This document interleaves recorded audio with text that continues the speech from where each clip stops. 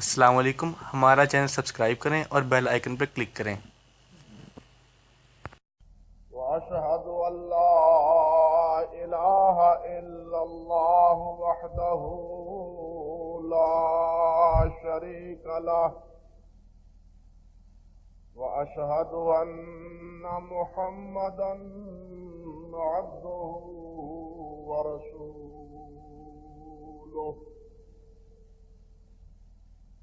اللهم صل على محمد وعلى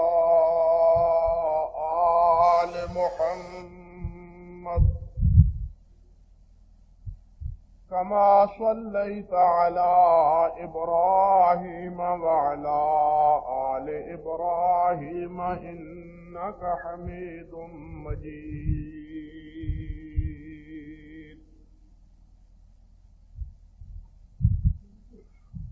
اللهم بارك على محمد وعلى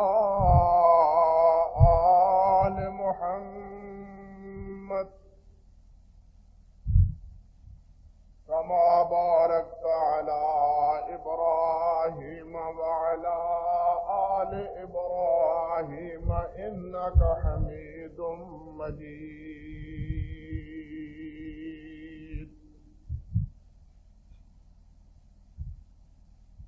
رب اشرح لي صدري ويسر لي أمري واحلل عقدة من لساني يفقه قولي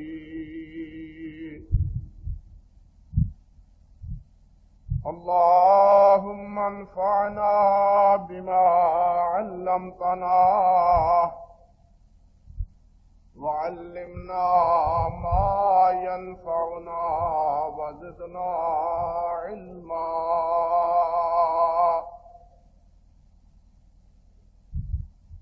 اللهم إنا نعوذ بك من علم لا ينفع ومن قلب لا يخشع ومن نفس لا تشبع ومن عين لا تدمع ومن دعوات لا يستجاب لها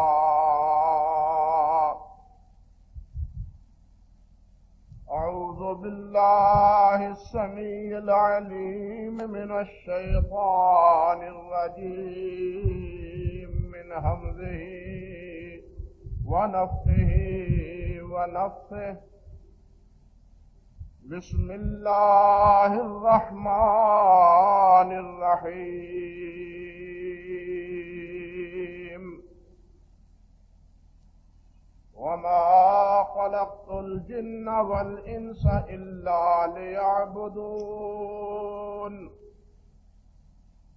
ما أريد منهم من رزق وما أريد أن يطعمون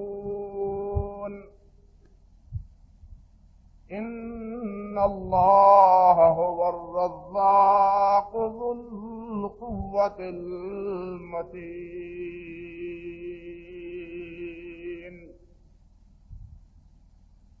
سبحان ربك رب العزة عما يصفون وسلام على المرسلين والحمد لله رب العالمين۔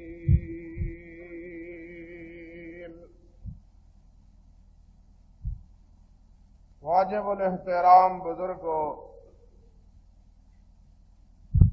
عزیز بھائیوں اور میری قابل صد احترام ماں اور بہنوں،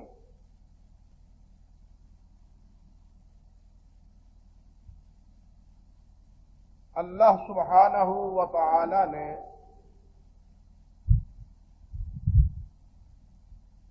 جن و انس کو اپنی عبادت کے لیے اور اپنی بندگی کے لیے پیدا کیا ہے۔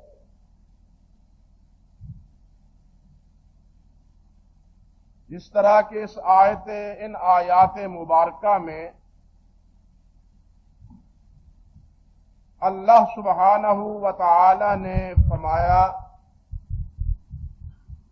کہ وَمَا خَلَقْتُ الْجِنَّ وَالْإِنسَ إِلَّا لِيَعْبُدُونَ، کہ ہم نے صرف جن و انس کو اپنی عبادت کے لیے ہی پیدا کیا ہے، یعنی جنوں کو اور انسانوں کو اس لیے پیدا کیا ہے کہ یہ میرے بندے بنے، میری اطاعت کریں، میری بندگی کریں، میری عبادت کریں۔ یہی پیغام تمام انبیاء کرام علیہم السلام کا رہا ہے۔ جس طرح کہ اللہ سبحانہ و تعالی نے ارشاد فرمایا وَمَا أَرْسَلْنَا مِن قَبْلِكَ مِن رَّسُولٍ إِلَّا نُوحِي إِلَيْهِ أَنَّهُ لَا إِلَٰهَ إِلَّا أَنَا فَاعْبُدُونِ، کہ اے میرے نبی محمد صلی اللہ علیہ وسلم، آپ سے پہلے جس نبی کو بھی ہم نے رسول بنایا ہے، جس کو بھی ہم نے نبی بنایا ہے، ان تمام کا یہی کلمہ اور ان تمام کی طرف یہی وحی کی ہے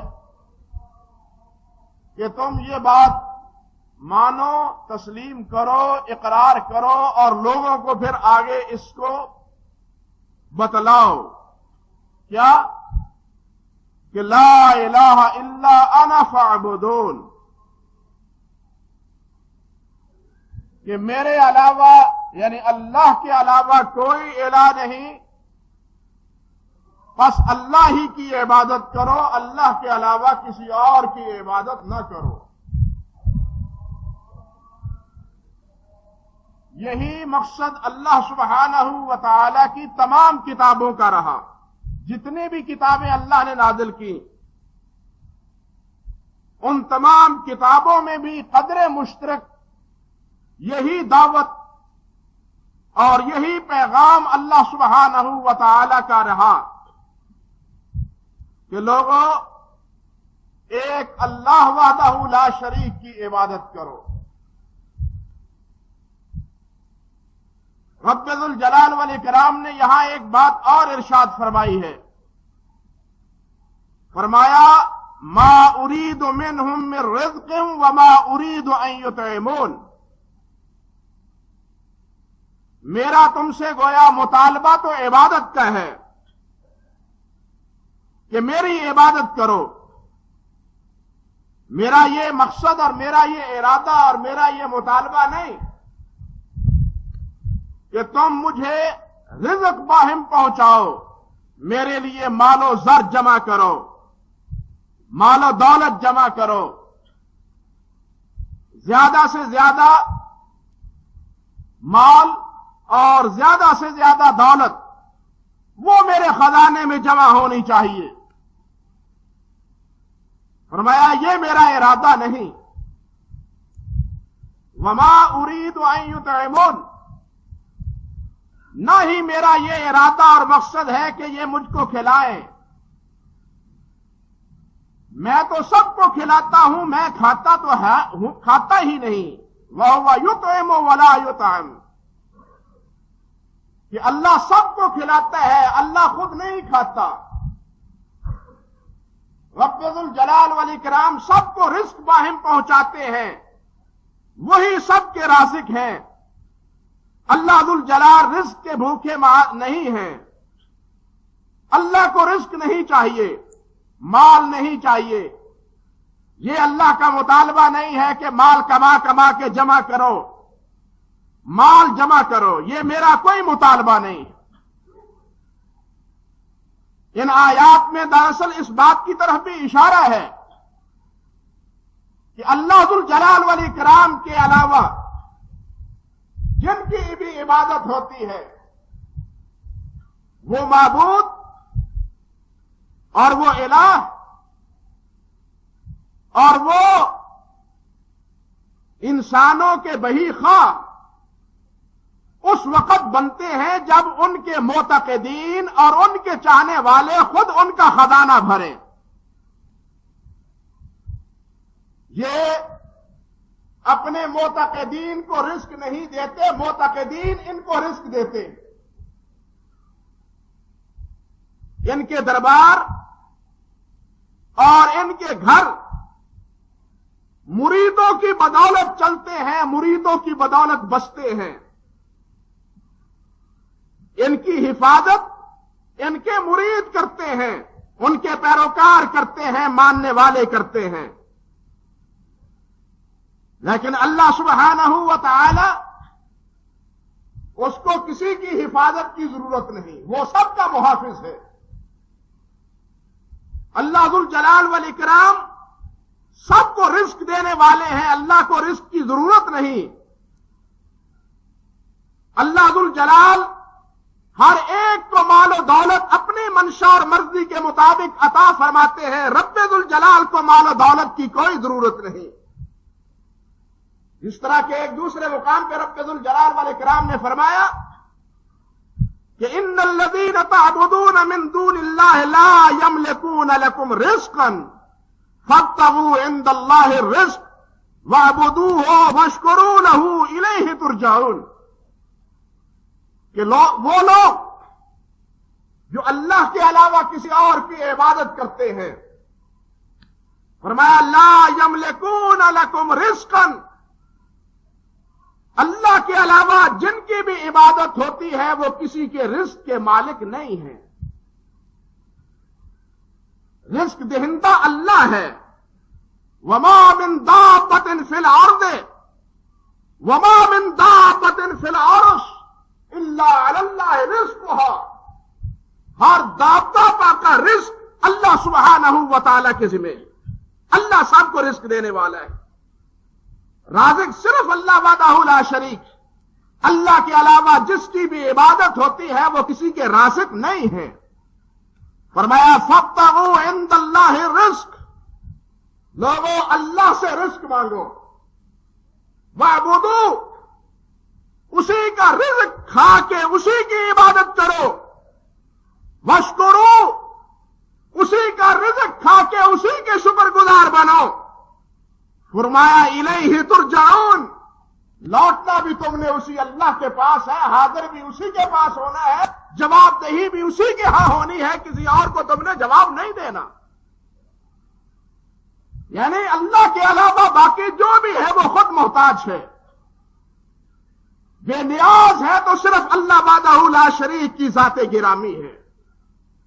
بھائیو، مقصد میرا یہ تھا کہ اللہ ذو الجلال والاکرام نے بنی نوع انسان کو اپنی عبادت کے لیے پیدا کیا ہے، اپنی فرما برداری کے لیے پیدا کیا ہے، اپنی اطاعت کے لیے پیدا کیا ہے۔ اب آپ سوچیں کہ جو بات میں مسلسل خطبات میں کہتا رہا ہوں کہ یہ گانا بجانا، یہ باجا اور یہ سرنگی اور یہ ڈھول اور یہ جناب طبل، یہ جتنی بھی چیزیں اس وقت رواج پا گئی ہیں، جہاں بھی آپ جائیں الا ماشاءاللہ ہزاروں میں کوئی ایک گھر ہوگا جو اس وبا سے بچا ہوا ہو۔ آپ سفر میں ہو یا حضر میں ہو، بازار سے گزر رہے ہو یا گلی سے گزر رہے ہو، آپ کے کانوں میں یہ آواز باہر نہ پہنچتی ہے گانے بجانے کی، آلات ملاحی کی۔ آپ مجھے سمجھائیں اور بتلائیں اور اللہ کے لیے سوچیں کہ کیا یہ گانا بجانا اللہ کی عبادت ہے؟ کیا یہ گانا بجانا اللہ کی اطاعت ہے؟ کیا اس میں اللہ سبحانہ و تعالی کی فرما برداری ہے یا اس میں اللہ کی نافرمانی اور معصیت ہے؟ اللہ نے تو انسان کو اپنی عبادت کے لیے پیدا کیا ہے، اپنی پیدا کیے ہیں، اپنی فرما برداری کے لیے پیدا کیے ہیں، لیکن کوئی بھی رجل رشید یہ نہیں کہتا کہ گانا بجانا یہ بھی اللہ کی عبادت ہے، گانا بجانا اس میں بھی اللہ کی اطاعت ہے، اس میں بھی اللہ ذوالجلال کی فرما برداری ہے۔ جب یہ اللہ کی اطاعت ہے نہیں، اللہ کی عبادت ہے نہیں، تو پھر اللہ کے بندوں کو یہ مشغلہ اختیار نہیں کرنا چاہیے۔ سیدھی سی بات، اللہ کے بندے بنو، اللہ کے بندے بنو، اللہ کے اطاعت گزار بنو، اللہ کے عبادت گزار بنو۔ آپ سن چکے ہیں کہ یہ طریقہ عباد الشیطان کا ہے، عباد الرحمان کا نہیں ہے۔ عباد الرحمان کا تقاضا کیا ہے؟ عباد الرحمان کا تقاضا تو اس سے بھی آگے ہے، اس سے بھی آگے۔ غور فرمائیے، عبادت کرنا، اللہ کی اطاعت کرنا، اللہ کی فرما برداری کرنا، بات یہیں پہ ختم نہیں ہوتی، بلکہ عباد الرحمان اور اللہ کے ہاں فلاح و فوز پانے والے، کامیابی سے ہمکنار ہونے والے، اللہ کے ہاں سرخرو ہونے والے، ان کی علامات اور ان کی نشانیاں خود اللہ ذوالجلال والاکرام نے کیا بیان فرمائی۔ اللہ رب العزت فرماتے ہیں قد افلح المؤمنون، قد افلح المؤمنون الذين في صلاتهم خاشعون والذين هم عن اللغو معرضون۔ وہ عبادت گزار ہی نہیں بلکہ وہ تو ہر لغو باز سے اعراض کرنے والے ہیں۔ بات سمجھے کہ عباد الرحمان فلاح پانے والے اور کامیابی حاصل کرنے والے وہ تنہا عبادت گزار نہیں، صرف یہی ان کا مشن اور یہی ان کا ہدف نہیں، یہی ان کا وصف نہیں، بلکہ اس سے بھی اگلا وصف یہ ہے کہ وہ ہم عن اللغو معرضون، کہ وہ بے فائدہ اور لغو چیزوں سے اعراض کرنے والے ہیں۔ سورۃ الفرقان میں اللہ نے فرمایا عباد الرحمان کی نشانیاں بیان کرتے ہوئے کہ والذین لا یشہدون الزور وَإِذَا مَرُّوا بِاللَّغْوِ مَرُّوا کِرَامًا، کہ عباد الرحمان وہ ہے جو جھوٹ کی مجلسیں نہیں سجاتے۔ آپ سن چکے ہیں کہ حضرت محمد بن حنفیہ، حضرت امام ابو حنیفہ رحمت اللہ علیہ، حضرت امام مجاہد رحمت اللہ علیہ، وہ فرماتے ہیں کہ یہاں زور سے مراد یہی گانے بجانے کی مجلسیں ہیں، کہ عباد الرحمان وہ ہے کہ الذین والذین لا یشہدون الزور وَإِذَا مَرُّوا بِاللَّغْوِ مَرُّوا کِرَامًا، کہ وہ ان جھوٹی مجلسوں کی زینت نہیں بنتے، بلکہ جہاں لغو یہ کام ہو رہے ہو وہاں طرح دے کے گزر جاتے ہیں، کہتے ہیں ہمارا تمہارے ساتھ سلام متارکت ہے، سلام محبت نہیں بلکہ سلام متارکت۔ سلام ہے بابا جی تم کو، چھوڑی ہم نے تمہاری راہ، چھوڑا طریقہ ہم نے تمہارا۔ فرمایا جو عباد الرحمان ہے وہ تو لغو سے بھی اعراض کرنے والے ہیں، بے مقصد۔ ایک جگہ اللہ فرماتے ہیں وَإِذَا سَمِعُوا اللَّغْوَ أَعْرَضُوا عَنْهُ وَقَالُوا لَنَا أَعْمَالُنَا وَلَكُمْ أَعْمَالُكُمْ سَلَامٌ عَلَيْكُمْ لَا نَبْتَغِي الْجَاهِلِينَ۔ اللہ اکبر۔ فرمایا یہی ایماندار اور فلاح پانے والے وہ کون ہیں؟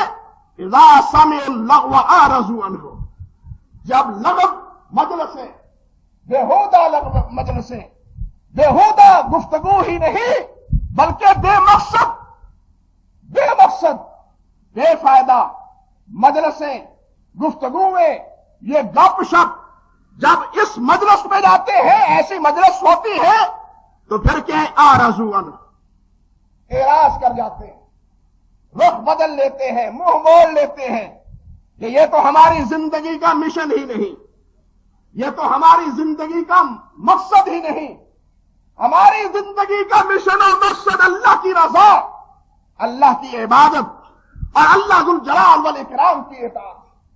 حدیث میں بھی آتا ہے نبی کریم حضرت محمد رسول اللہ صلی اللہ علیہ وسلم نے ارشاد فرمایا کہ من حسن اسلام المرء ترکہ ما لا یعنیہ ہے کہ انسان کے اچھے اس مسلمان ہونے کی علامت یہ ہے کہ وہ بے معنی بے مقصد اور بے معنی کام ان کو چھوڑ دیتا ہے، ان میں پھنستا نہیں، ان میں الجھتا نہیں، ان میں آگے نہیں بڑھتا، بلکہ ان سے اعراض کرتا ہے اور ان کو خیر بات کہہ دیتا ہے۔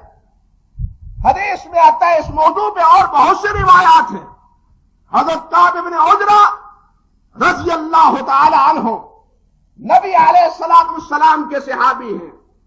آپ ذرا غور فرمائیں، یہی کعب بن عجرہ رضی اللہ تعالی عنہ نبی علیہ السلام کی خدمت میں حاضر ہوتے ہیں۔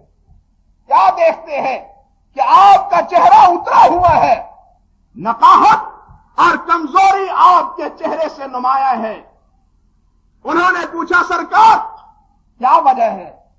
طبیعت میں گھبراہٹ، نقاہت اور کمزوری محسوس کرتا ہوں، سبب کیا ہے؟ فرمایا، کعب آج 3 دن ہونے کو ہے کہ محمد نے پیٹ بھر کے کجا ایک ہفتہ بھی اپنے پیٹ میں نہیں اتارا، گھر میں کوئی چیز ہے ہی نہیں سوائے پانی کے، 3 دن ہو چکے کوئی چیز کھا نہیں پایا۔ حضرت کعب رضی اللہ تعالی عنہ وہیں سے اٹھے، وہیں سے نکلے، ایک یہودی کے ہاں ملازمت اختیار کی۔ کیا دیکھتے ہیں کہ وہ اونٹ کو پانی پلا رہا ہے، اونٹ کو پانی پلاتا ہے۔ کہنے لگے، تمہارے اونٹ کو پانی میں نکال کے پلاتا ہوں، کنویں سے پانی نکال کے تمہارے اونٹ کو میں پلاتا ہوں، بتلاؤ معاوضہ کیا ہوگا؟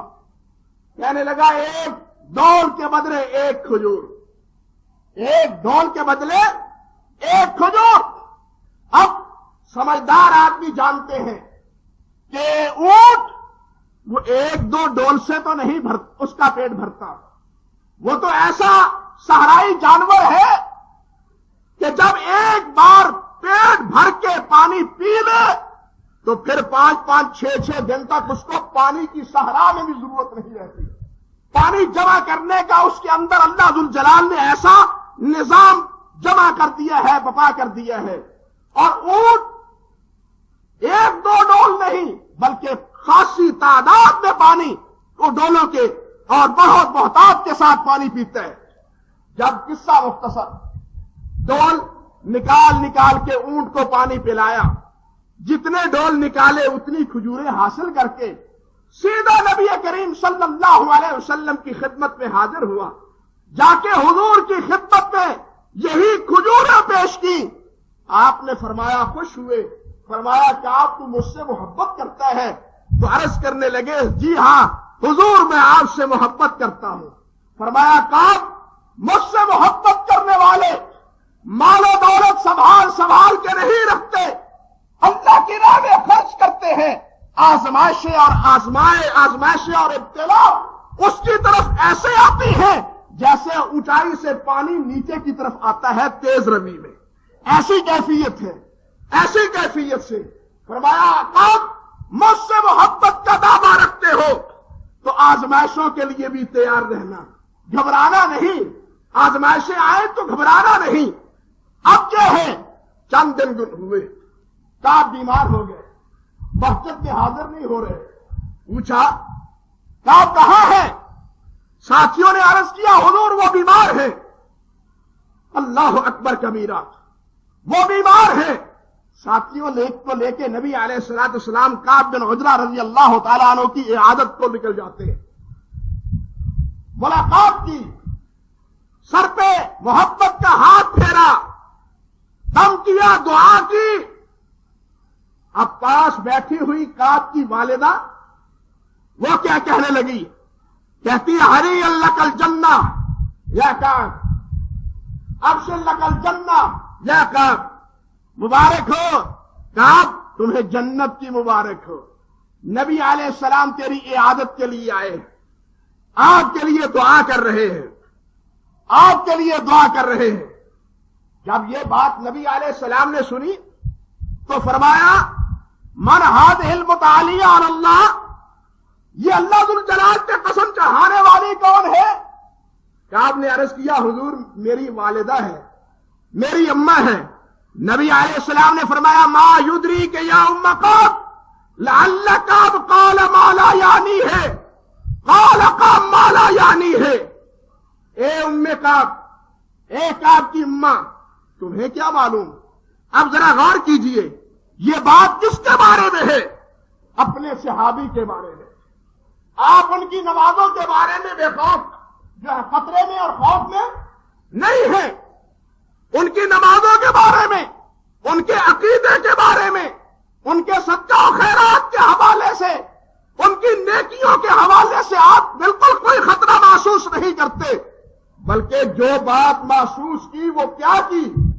فرمایا یا ام کعب، اے کعب کی ماں، لعل کعب قال ما لا یعنی ہے، تمہیں کیا معلوم کہ کعب نے کہیں ایسی بات کسی وقت نہ کی ہو، کسی مجلس میں ایسی باتیں نہ کی ہو جو بیکار ہو، بے مقصد ہو، بے فائدہ ہو۔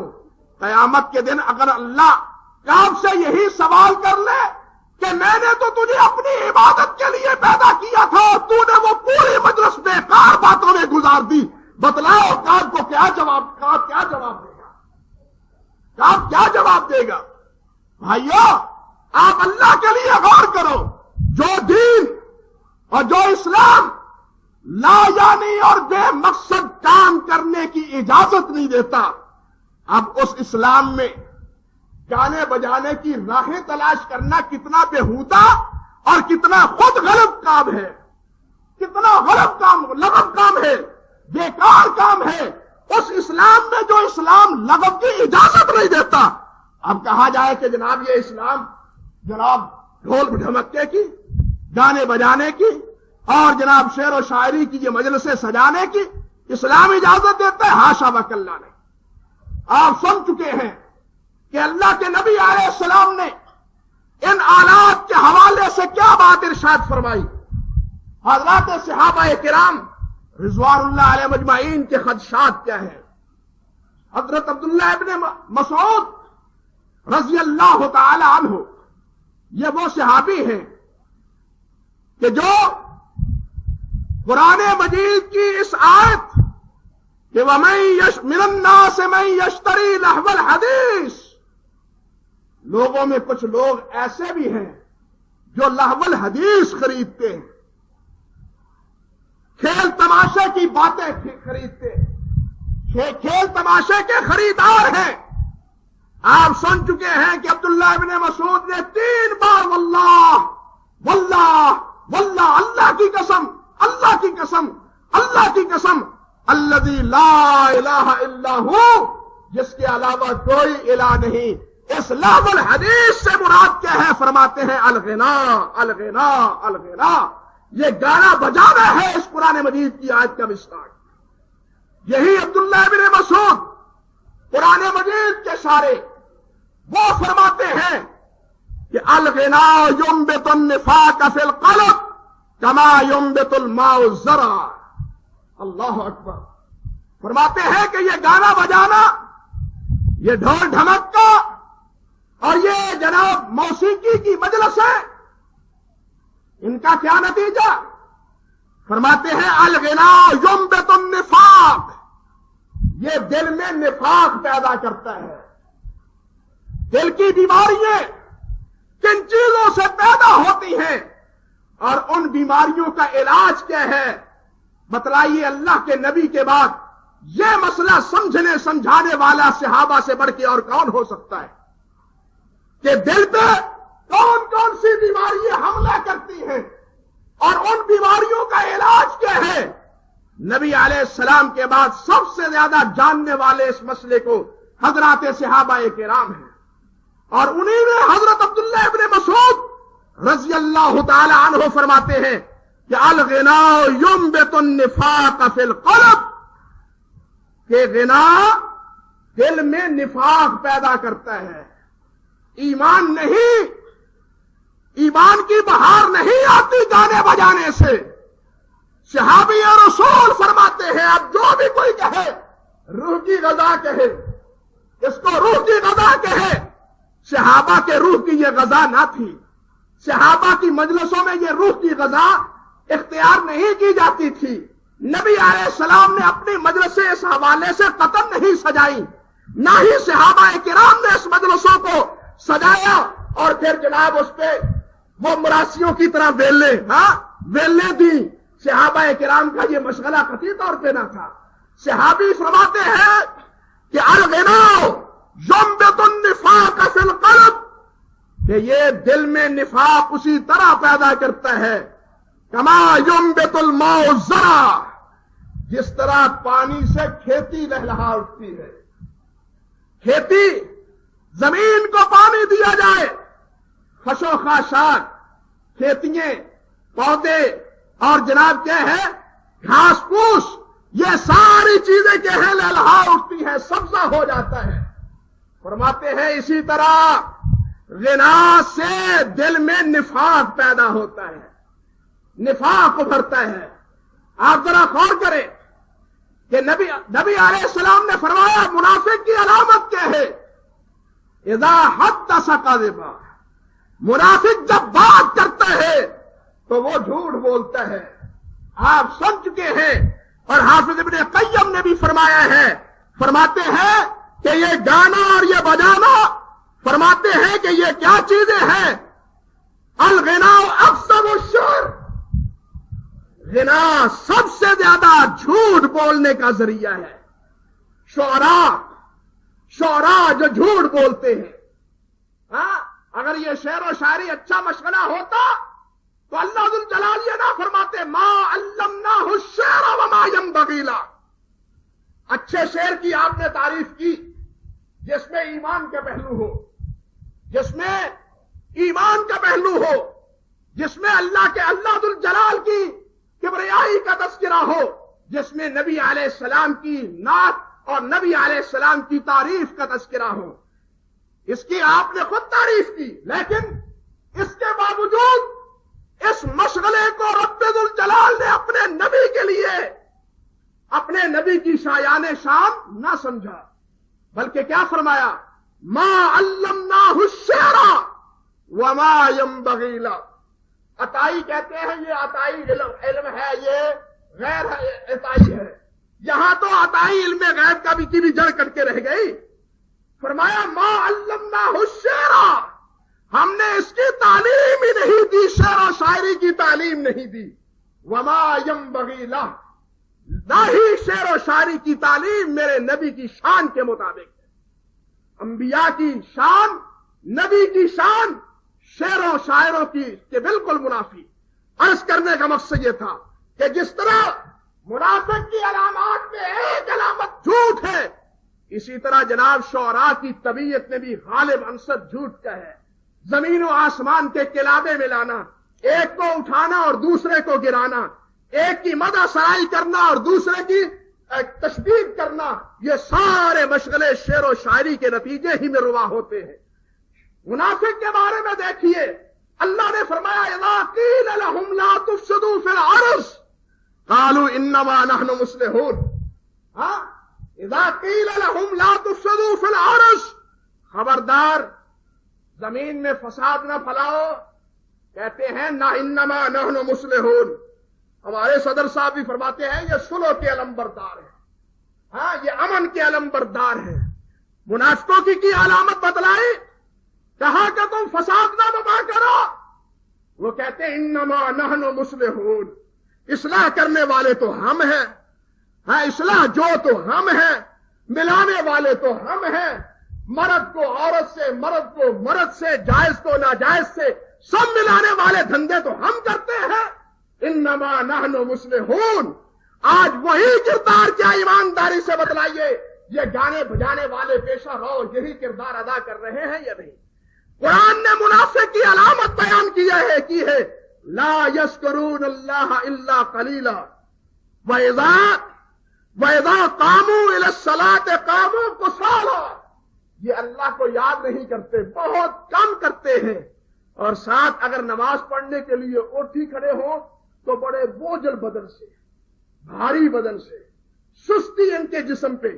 یہ منافق بتلائیے، یہ ٹپر، یہ گانے بجانے والا ٹبر اور یہ سارا ٹولہ کیا اللہ کا ذاکر ہے؟